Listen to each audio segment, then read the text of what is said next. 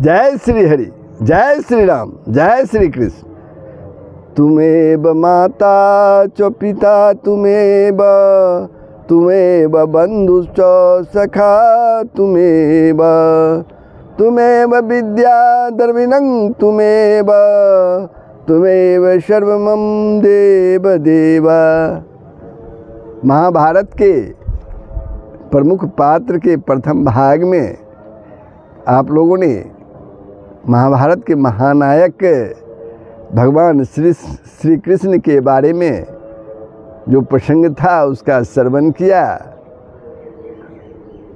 अब जो है महाभारत के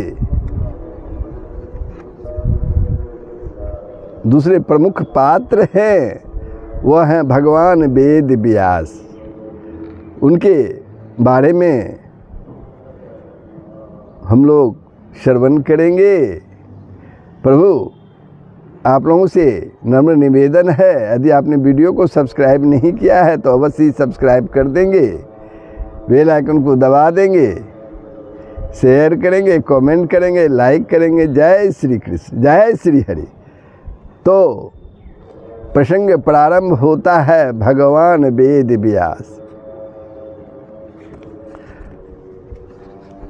ये महाभारत के एक पात्र हैं, प्रमुख पात्र हैं। भगवान वेद व्यास एक अलौकिक शक्ति संपन्न महापुरुष थे। इनके पिता का नाम महर्षि पराशर और माता का नाम सत्यवती था। इनका जो जन्म हुआ एक द्वीप के अंदर हुआ था और वर्ण जो था, इनका रंग जो था वह श्याम था, श्यामला था।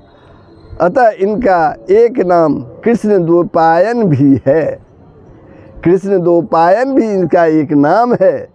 वेदों का विस्तार करने के कारण ये वेद व्यास तथा बद्री वन में निवास करने के कारण बादरायण भी इन्हें कहे जाते हैं।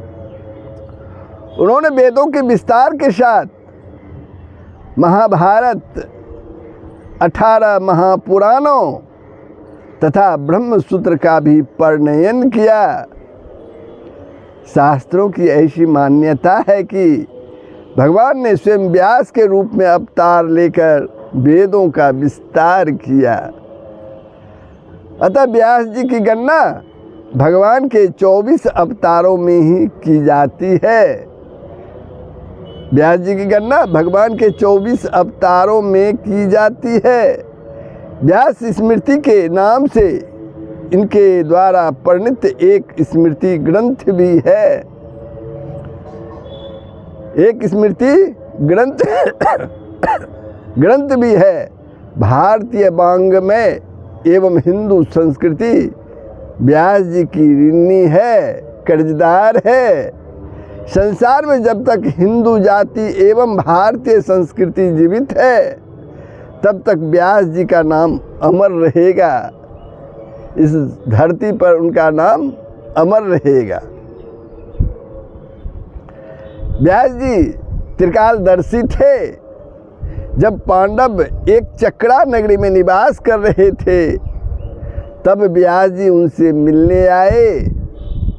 उन्होंने पांडवों को द्रौपदी के पूर्व जन्म का वृत्तांत सुनाकर कहा कि यह कन्या विधाता के द्वारा तुम ही लोगों के लिए बनाई गई है।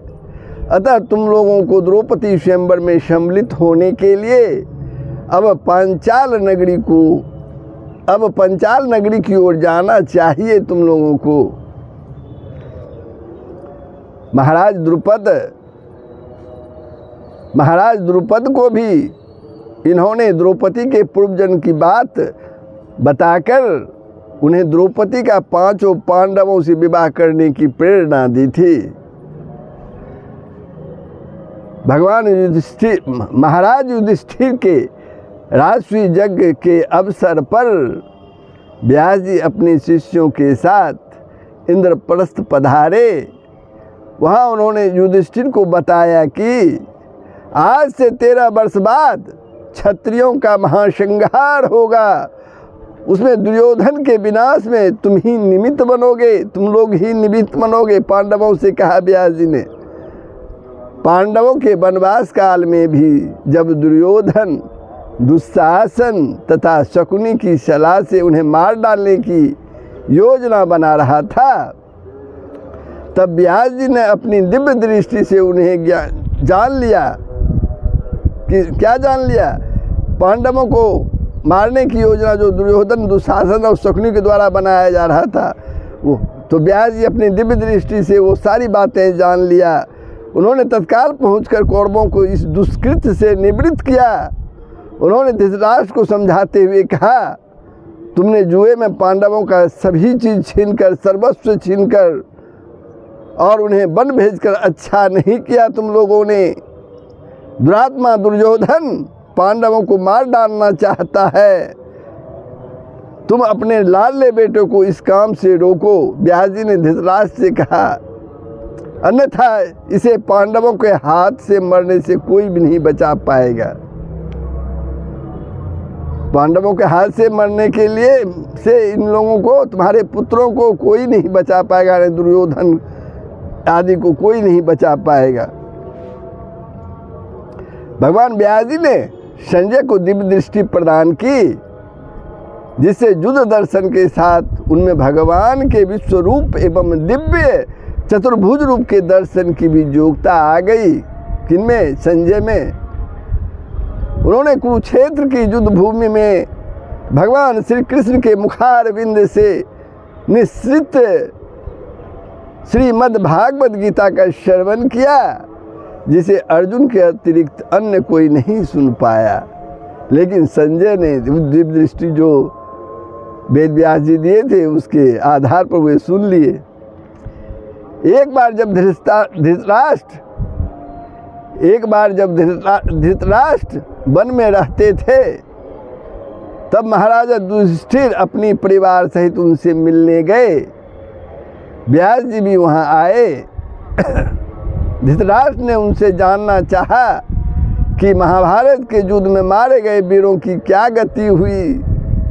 उन्होंने व्यास जी से एक बार अपने मरे हुए संबंधियों का दर्शन कराने की प्रार्थना की। किसने? धृतराष्ट्र ने।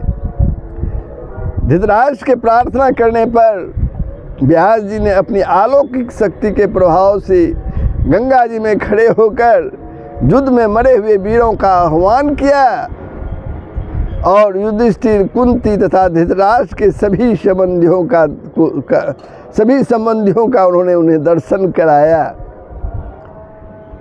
वैशंपायन के मुख से इस अद्भुत वृत्तांत को सुनकर राजा जन्मेजय के मन में भी अपने पिता महाराज परीक्षित का दर्शन करने की लालसा पैदा हुई। व्यास जी वहाँ उपस्थित थे। उन्होंने महाराज परीक्षित को भी वहाँ बुला दिया। जन्मेजय ने जज्ञांत स्नान के समय अपने पिता को भी स्नान कराया। उसके बाद महाराज परीक्षित वहाँ से चले गए। अलौकिक शक्ति से संपन्न तथा महाभारत के रचयिता महर्षि व्यास के चरणों में सत नमन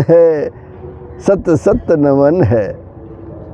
तो बंधुओं, ये प्रसंग जो था महर्षि व्यास, वेद व्यास के बारे में था, जो महाभारत के रचयिता हैं, उन्हें सत नमन है। ये प्रसंग आपको कैसा लगा कमेंट के माध्यम से बताएंगे,